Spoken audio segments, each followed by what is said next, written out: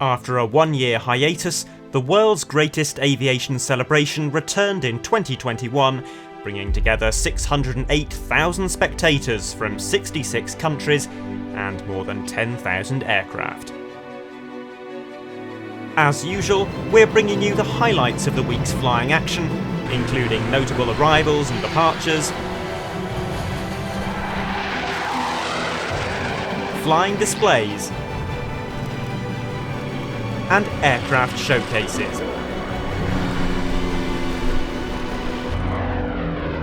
This year's AirVenture included perhaps one of the most ambitious Warbird displays ever staged, as more than 40 aircraft told the story of the entire Second World War, from the Battle of Britain to Pearl Harbor, the D-Day landings and the war in the Pacific.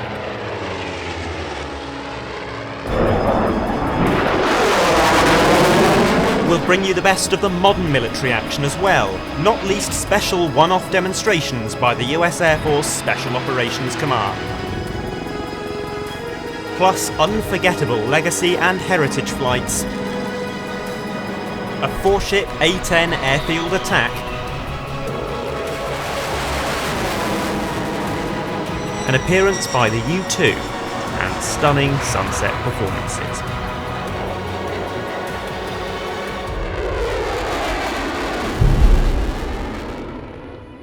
This programme was recorded by Airshow staff and compiled by This Is Flight. If you want to see more of the individual aircraft and performances, there are dozens of uncut, unnarrated videos on Airshow Stuff's YouTube channel.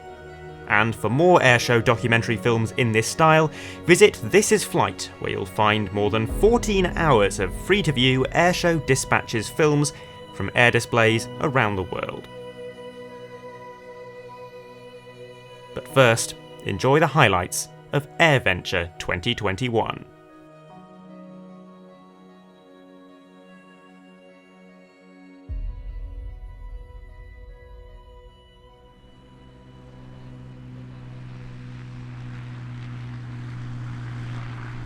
Much of the enjoyment of AirVenture comes not from the official flying displays, but from the countless arrivals and departures by visiting aircraft throughout the week. With 16,000 aircraft movements during the show, there are some truly unique attendees among them, from this scale replica B-17 to the very uniquely configured Cirrus jet. Some of the largest and most popular participants are the static display aircraft that dominate the Boeing Plaza. This year, United Airlines showcased a Boeing 737 MAX 8 to help promote its pilot training and recruitment schemes.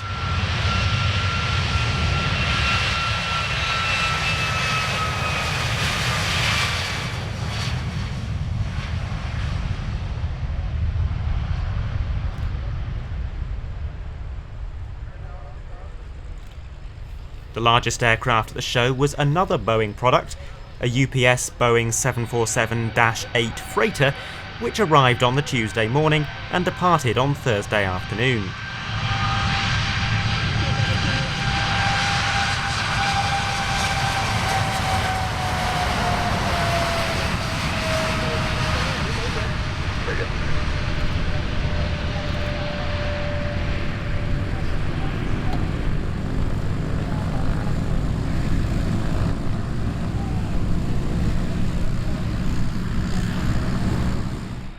Alongside the very latest in aviation transport were a number of older types. Samaritan Percy's Douglas DC-8 is used to assist humanitarian missions around the world.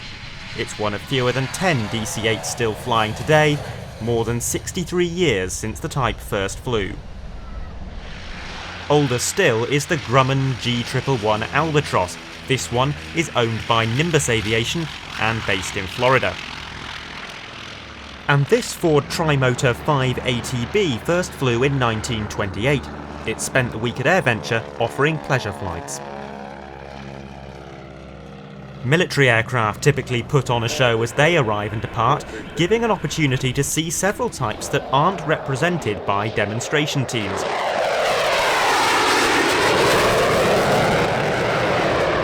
These F-15s from Seymour Johnson are seen arriving on the Thursday.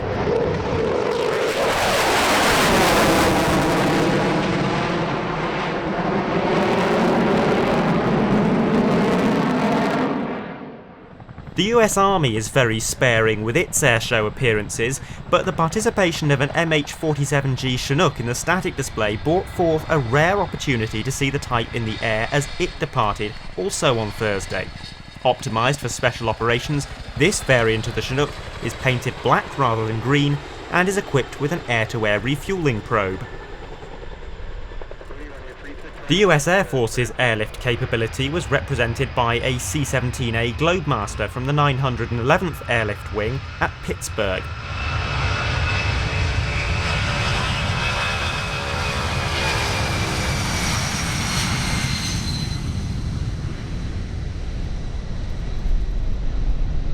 And here's the backbone of Europe's transport fleet and the only foreign military participant, an Airbus A400M-180 from Lufttransportgeschwader 62 from Wunstorf in Neustadt and Rübenberger.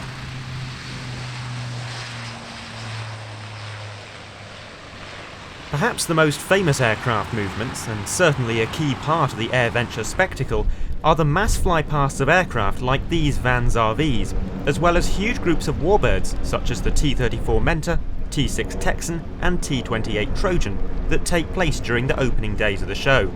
Some of them are arriving from other nearby airfields and others launching from Oshkosh to take part.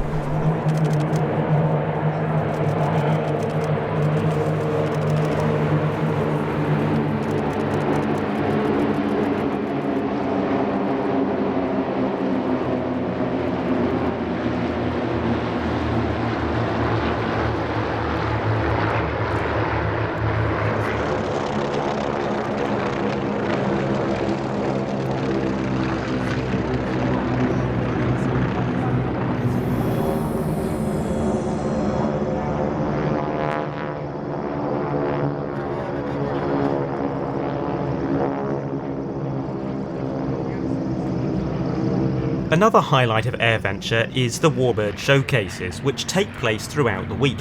With different themes each day, these slots give the chance for various types of visiting Warbird to take to the air and make some non-aerobatic flypasts. One of the Tuesday themes was transport aircraft, and we'll be seeing more of these C-47s very shortly.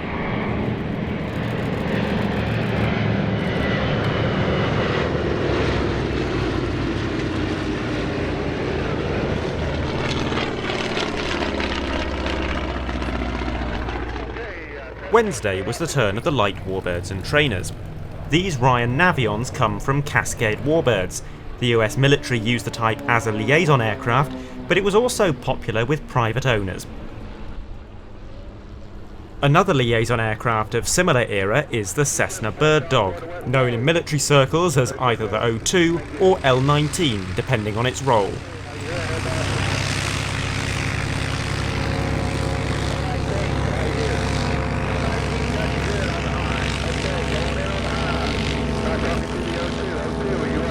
And following on from the Cessna 01 Bird Dog was the Cessna 02 Skymaster, a push-pull configured aircraft used by the US military between 1967 and 2010, although their final years were spent as test aircraft. Finally, a trio of Boeing Stearmans, one of the most crucial training aircraft of the Second World War.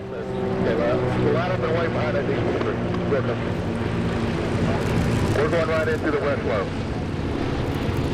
You get where we get you over.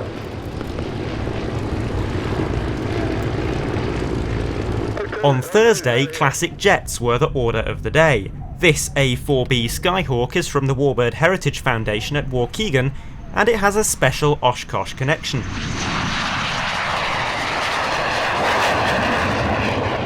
This is where it made its first post-restoration flight in 2009.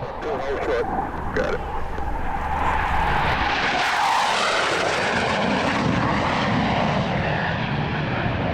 This Piezadel Milik Lim 5 is a Polish licence-built version of the MiG-17F, showing off the characteristic long afterburner flame produced by its Klimov VK1 engine.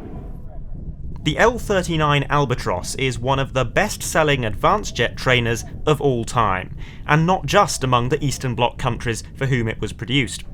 It's still in production today, both as a trainer and a light attack aircraft, but it's also become a firm favourite in civilian hands. You'll see them regularly at air races and equipping almost all of the world's major civilian jet aerobatic teams, so it's little surprise that they're a common sight at AirVenture as well. The Sci Marchetti S211 was rather less successful when it comes to sales, and even its native Italy didn't buy it, although they have purchased its successor, the Airmacchi M345.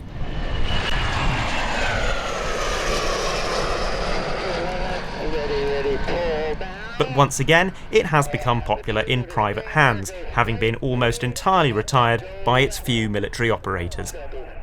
And finally, a pair of T-33 Shooting Stars rounds off our classic jet segment before we move into a complete retelling of the Second World War.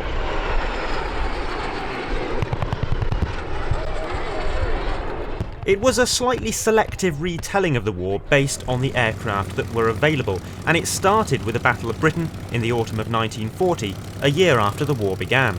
Known to the Germans as Operation Sea Lion, this was an attempt to disable the Royal Air Force and pave the way for a full-scale invasion of Britain, which was, at that point, Hitler's last remaining adversary.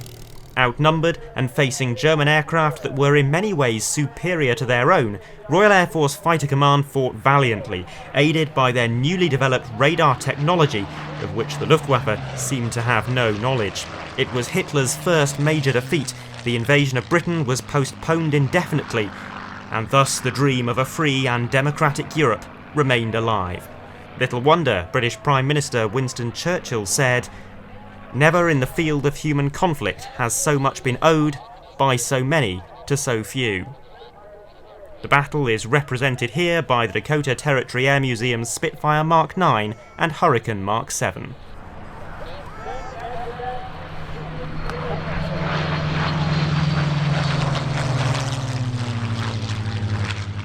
But while Britain was indeed the last remaining military power facing Hitler, the UK did not stand entirely alone. Of the almost 3,000 pilots who defended Britain in the autumn of 1940, around 600 were from overseas, including 11 from the United States. And on the other side of the world, other US volunteers were getting involved in the war as well, helping to defend against the Japanese invasion of China. 99 American pilots, accompanied by instructors and ground crew, arrived in Burma in the autumn of 1941, along with 100 P-40 Warhawks.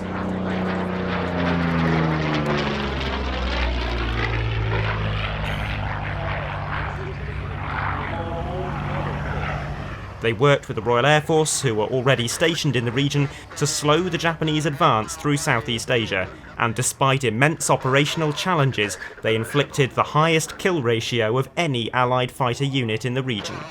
They are represented here by TP-40N Warhawk American Dream.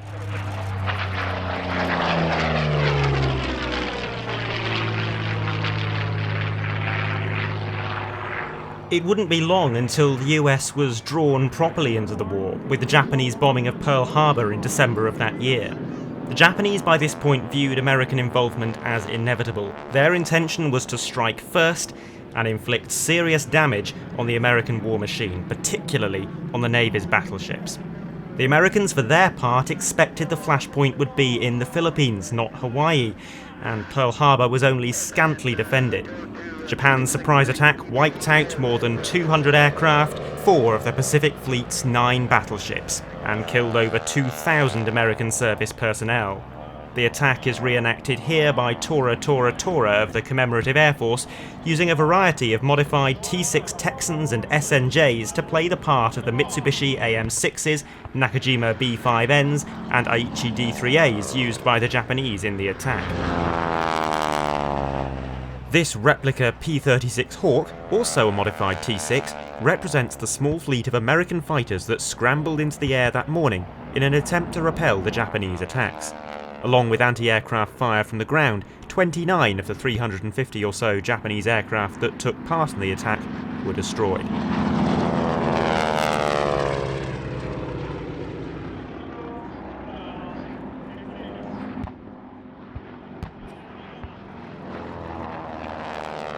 Revenge on Japan came in the form of the Doolittle raid of April 1942, one of the most daring and challenging bombing missions ever attempted.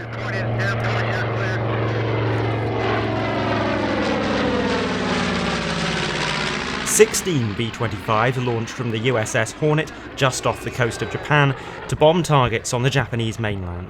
Most of the aircraft crashed in China or ditched at sea after running out of fuel, but all bar 3 of the crew survived. The attack itself had only a small impact on the Japanese war machine, although its psychological impact was far greater. As a direct result of the Doolittle raid, Admiral Yamamoto brought forward plans to attack Midway Island the following month.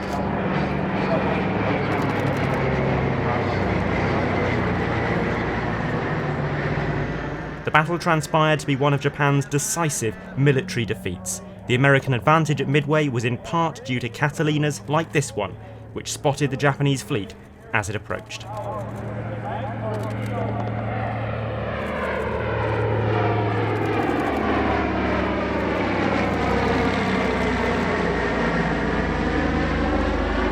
Admiral Yamamoto, the de facto commander of the Imperial Japanese Navy, soon became a prime American target himself.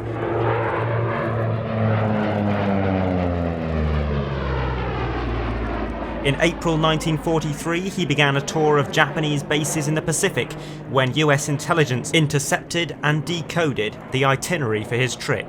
They found that he would be flying from Rabaul in Papua New Guinea to the Solomon Islands on the 18th of April.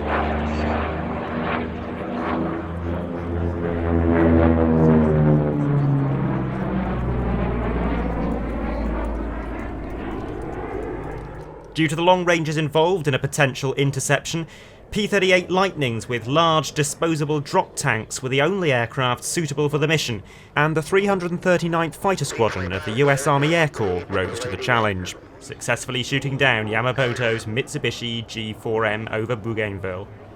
The mission is represented here by legendary Warbird pilot Steve Hinton in P-38L Scat 3.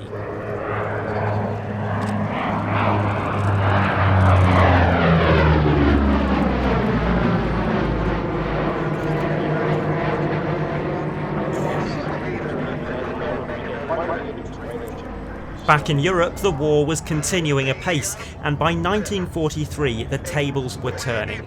Allied forces based in Britain had become offensive rather than defensive, with the likes of the 8th Air Force striking targets deep inside enemy territory.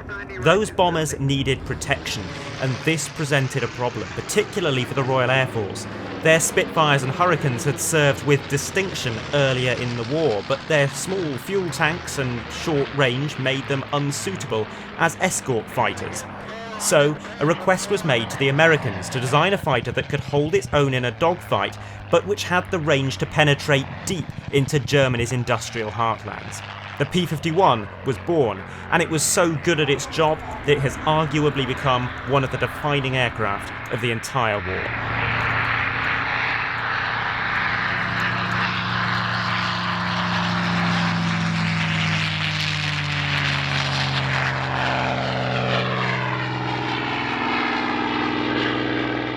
This particular Mustang is P-51D Crazy Horse, flown by Lee Lauterbach.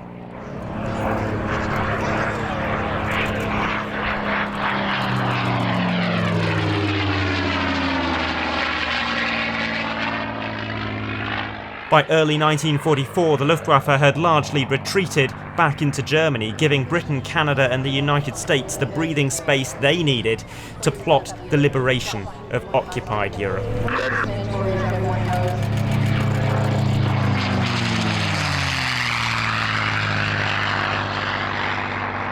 After weeks of bombing defensive positions on the coast of Normandy, on the 6th of June 1944, D-Day, or Operation Overlord, could take place.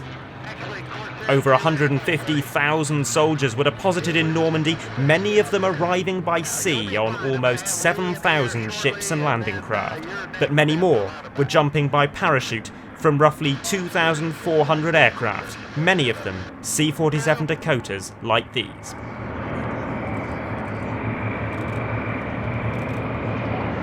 Nicely done, Lumpy. This will put you out over the lake on the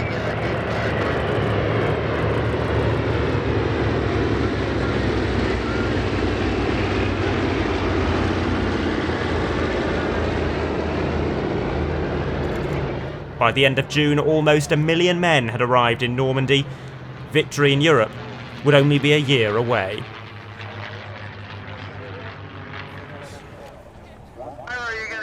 The end of the war had become inevitable in Europe, but the Pacific was proving a tougher nut to crack.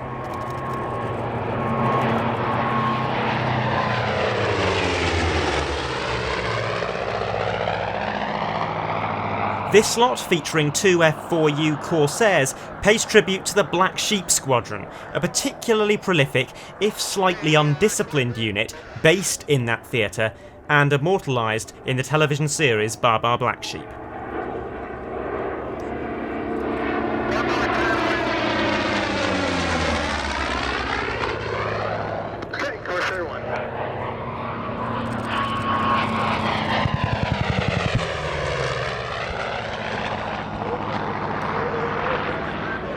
The Corsair is an enduring symbol of the war in the Pacific, and now a chance to see it displaying alongside the Mustang with a Class of 45 aerobatic team.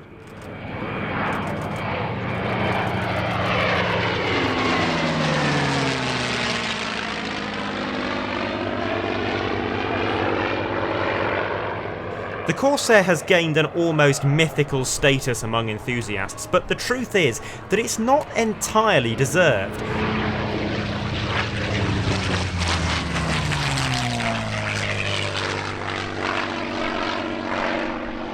It was, without doubt, a very potent fighting machine, and it did indeed boast the highest kill ratio of any fighter in the Pacific theatre. But that is a misleading figure. The Corsair often did battle with weaker adversaries than many of its contemporaries, particularly Japanese kamikaze pilots who had no training in the art of air-to-air combat. And the other thing that this aircraft's kill ratio won't tell you is that it was an enormously dangerous aircraft to fly, especially when it came to carrier landings. It may be true that only 189 Corsairs were lost in aerial combat, but over 1,000 were destroyed in other accidents.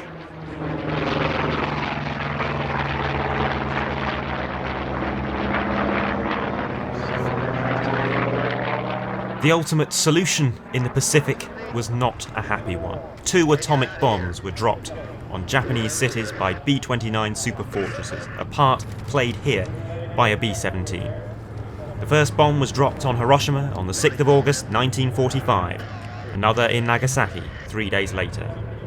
The United States lost 111,000 servicemen in the war in the Pacific. Those 2 bombs wiped out almost double that, most of them civilians.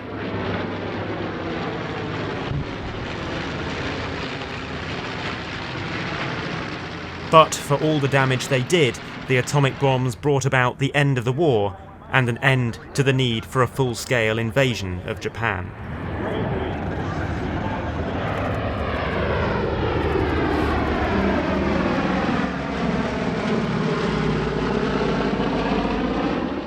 The final part of this epic performance marks the end of the war, featuring 2 Mustangs, a B-25 and, curiously, a Hawker Sea Fury, which entered service 2 years after the war ended. This whole performance you've just witnessed was intended to be part of AirVenture 2020, coinciding with the 75th anniversary of the end of that conflict. The cancellation of that year's show meant that it became a 75+1 commemoration in 2021. The scope and scale of this whole reenactment is virtually unprecedented, and it's the kind of performance that is probably only possible at AirVenture. The sheer number and variety of Warbirds that gather at Oshkosh every year gives the organisers a chance to tell some incredible stories in extraordinary ways. But in cherry-picking those few stories that it's possible to tell at an airshow, we barely scrape the surface of the unimaginable horrors the war caused, some of the worst of it being borne by dozens of countries that we haven't even mentioned, and perhaps rarely think about. Our collective freedom from fascism came at the cost of 85 million lives, the vast majority of them civilians who wanted no part in any of it. Performances like this one don't celebrate the war, they commemorate the fact that it ended. But in these challenging times, remembering the cost of what came before is as important as ever.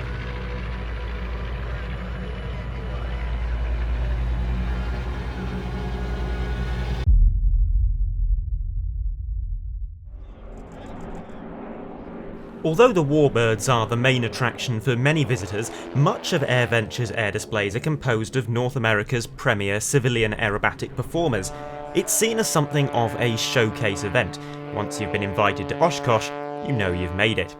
This does mean elements of the flying display can be quite similar year on year, but there's often something new as well, and one of the new acts for 2021 was Two-Buck Chuck.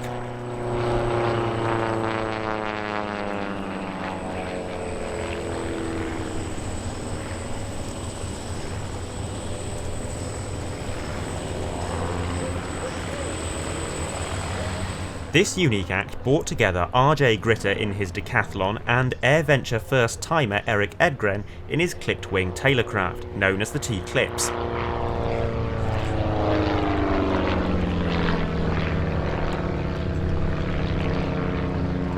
The aim is to showcase what's possible with relatively inexpensive aircraft. The T-Clips may not look like a typical aerobatic performer, but manoeuvres like these shoulder rolls, stall turns and negative G pushes go a long way in dispelling that image.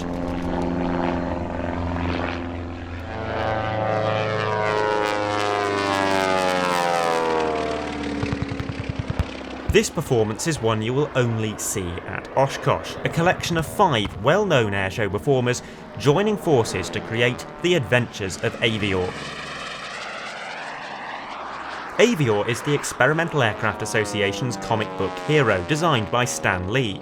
The first aircraft to arrive are Matt Yonkin's Beech 18 and Justin Lewis in the FLS Microjet, playing the part of the baddies.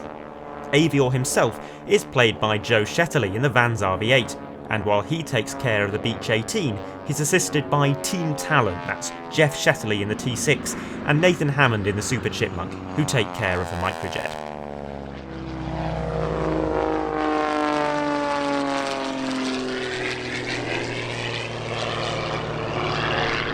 Not all the participants are mainstream airshow performers though. Monday's show included a segment which marks the 100th anniversary of the use of aviation in agriculture, with flypasts by an Air Tractor 802A and a Thrush 510B.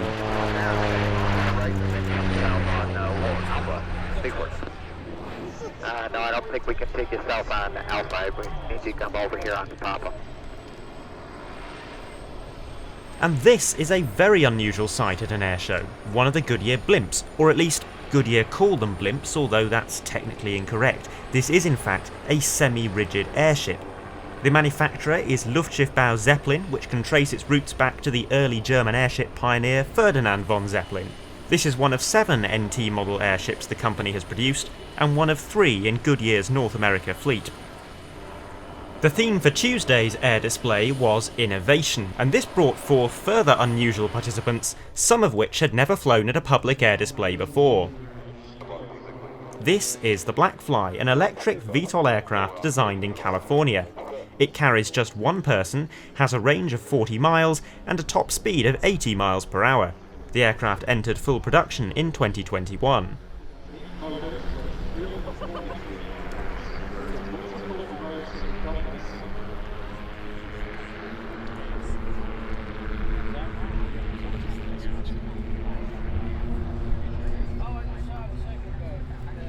Wayne, I know you want one of those. Another electric VTOL aircraft is the Volocopter 2X from Germany. The intention here is to create an aircraft that can be used as an airborne taxi. Trials have already been held in Singapore, and full-scale testing is expected to begin next year.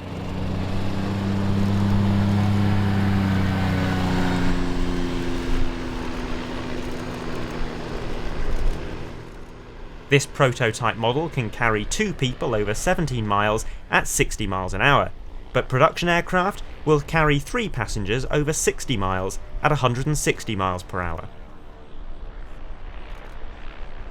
A more conventional clean sheet aircraft design is the Cessna 408 Sky Courier. Designed primarily for FedEx to replace their Cessna 208 Caravans, the Sky Courier will also be available in a passenger configuration with a capacity of 19.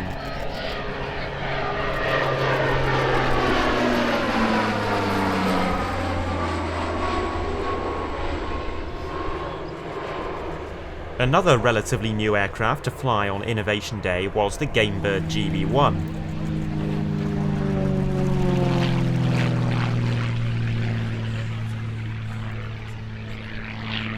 The Gamebird was designed and displayed by the legendary German designer of aerobatic aircraft Philipp Steinbach as the successor to his already very popular Extreme Air S-Bac family. The Gamebird aims to combine a long ferry range and comfortable high-tech cockpit with exceptional aerobatic performance, a maximum load factor of plus or minus 10 G, and a roll rate of some 400 degrees per second. The type has already been selected to replace the Extra 300 by two major aerobatic teams. It'll make its debut with the Chilean Air Force Halcones from spring 2022, and will also equip the Blades display team for the 2022 season.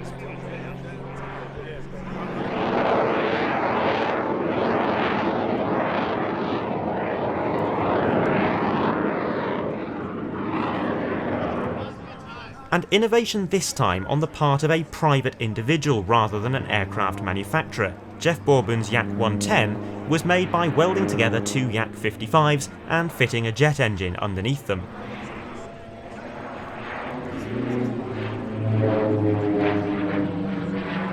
The Yak 110 flew with John Clatt's jet-powered Waco UPF-7, believed to be the first time two jet-powered propeller aircraft have performed a joint air display. Some more laid-back flying takes place at the Ultralight Field, a separate grass airstrip nestled at the back of the showground. This includes the Twilight Flight Fest, which features paramotors, hang gliders, remote control model aircraft, and AirVenture's famous STOL demonstrations. We're going to come around for a short takeoff and landing demonstration.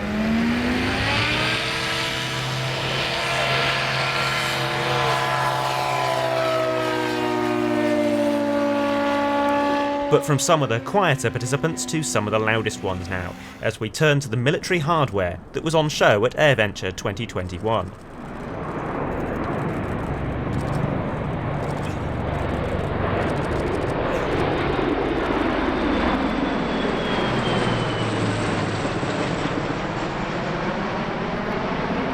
Every year, AirVenture puts the spotlight on a different branch of the US Air Force. This time it was the turn of Special Operations Command to take centre stage, and they presented a special role demonstration, including an MC-130J Commando 2 from the 9th Special Operations Squadron, and two CV-22 Ospreys from the 8th Special Operations Squadron. The Ospreys demonstrated their ability to rapidly insert troops into the battlefield by combining the Osprey's high top speed and VTOL capabilities.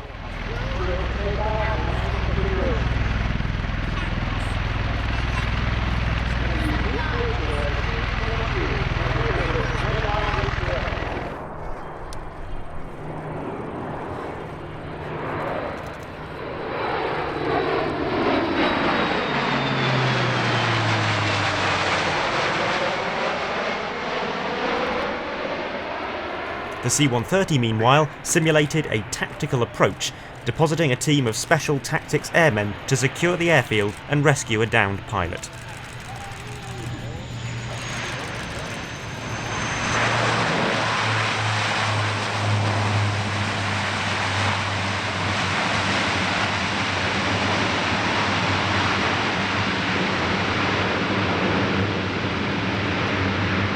The C-130J is capable of coming to a halt within just 3,000 feet and reversing into the optimum position before troops disembark.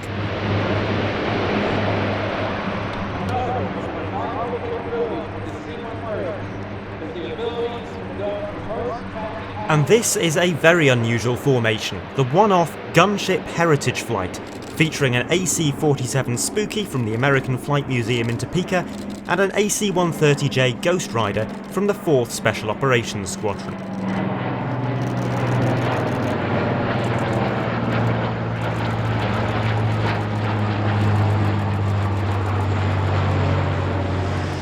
Some altogether rarer aircraft from Special Operations Command participated in the static display.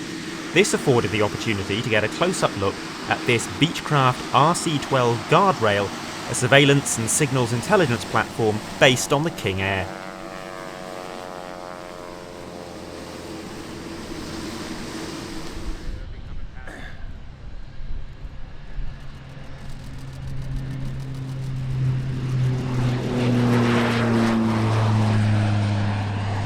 The US Air Force don't use all that many foreign-designed aircraft, but Special Operations is one area that proves an exception to that rule.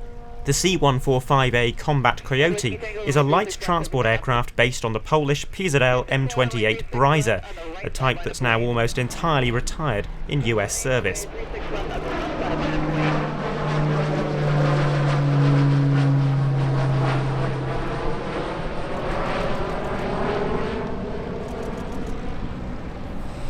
And the C-156A Wolfhound is the American designation of the German Dornier 328 airliner. This platform, the U-28 Draco, is a Swiss product, the Pilatus PC-12. Usually sold as a low-cost alternative to light business jets, Special Operations Command used the type as a light ISR platform, that is, intelligence, surveillance and reconnaissance.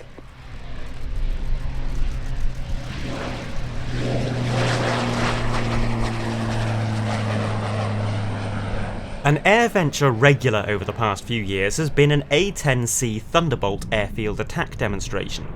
This year, 4 A-10s participated in the demonstration, including the black special scheme jet of the Indiana Air National Guard's 122nd Fighter Wing. The scheme was created to mark the 100th anniversary of Indiana National Guard aviation operations, and reflects the squadron's nickname, the Black Snakes.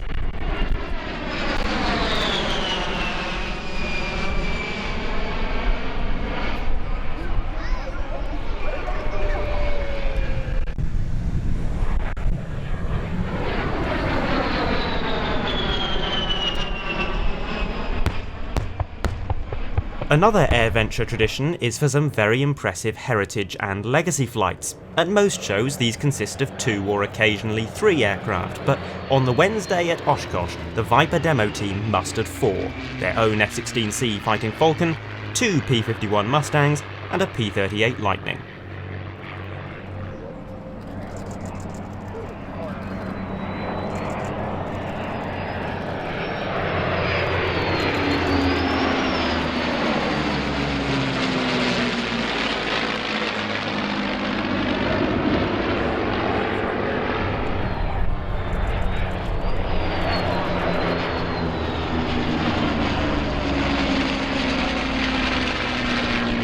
The US Navy had a strong presence in the flying display, including with an impressive 2-ship EA-18G Growler tactical demonstration.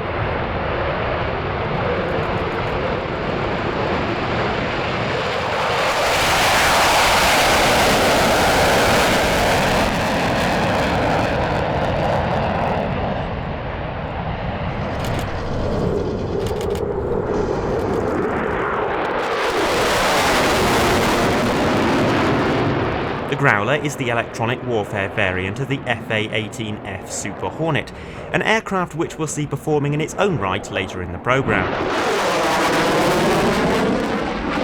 The similarities between the 2 aircraft have made the Super Hornet and Growler an appealing package for export customers. Australia operates both types, and Germany also plans to do so.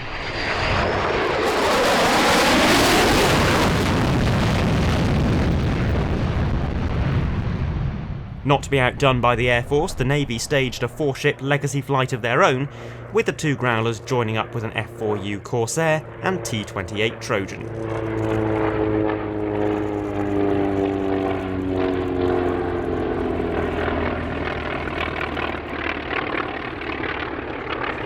A very rare sight indeed at this year's AirVenture was a flypast by a U-2 Dragon Lady. After a very low flypast indeed, this 1950s era spy plane demonstrated the incredible climb performance it needs to reach its cruise altitude of around 70,000 feet. 20 right there, Dragon.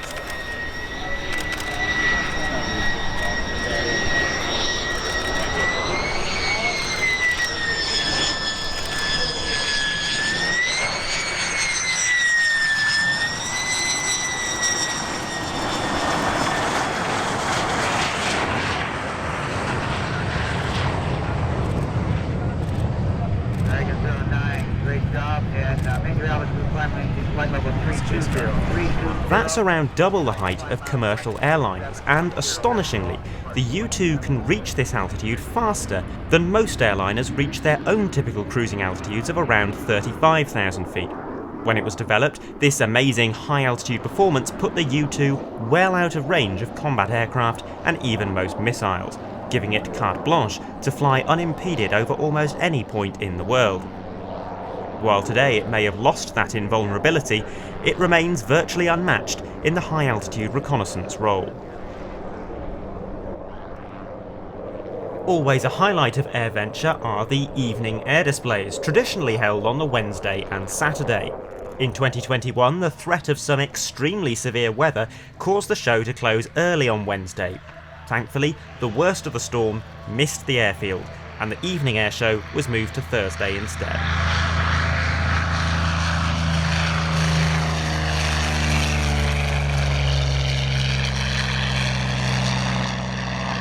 The Viper demo team was one of several military acts to take part in the evening shows.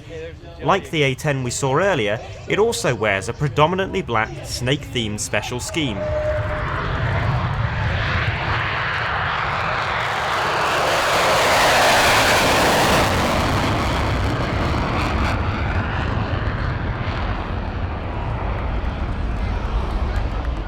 It's long been a tradition for the various European and Canadian fastjet solo displays to apply a special paint scheme to their display aircraft, and over the past couple of years, this has started to spread to the United States.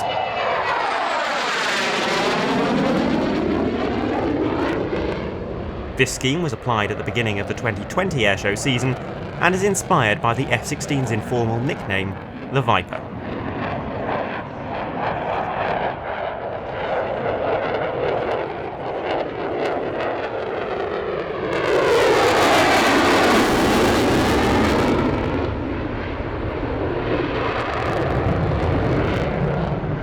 At the end of its solo display, the F-16 also performed a heritage flight with a P-40 Warhawk.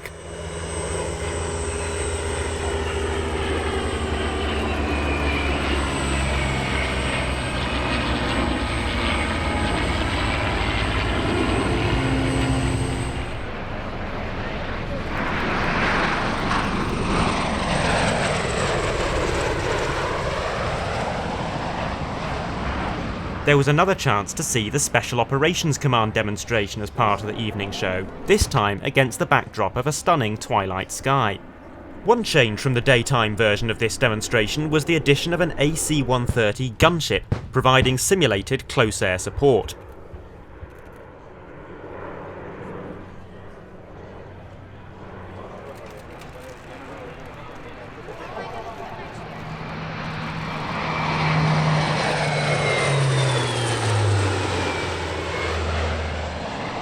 The highlight of the evening version of the show was a massive flare drop by the C-130.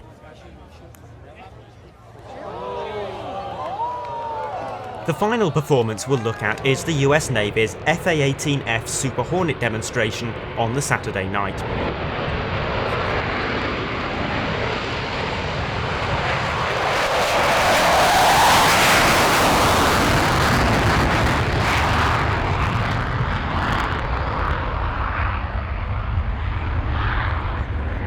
Starting with an unrestricted climb, the Hornet then performed a series of flypasts, the twin afterburners of its two General Electric F414 engines standing out well against the darkening sky.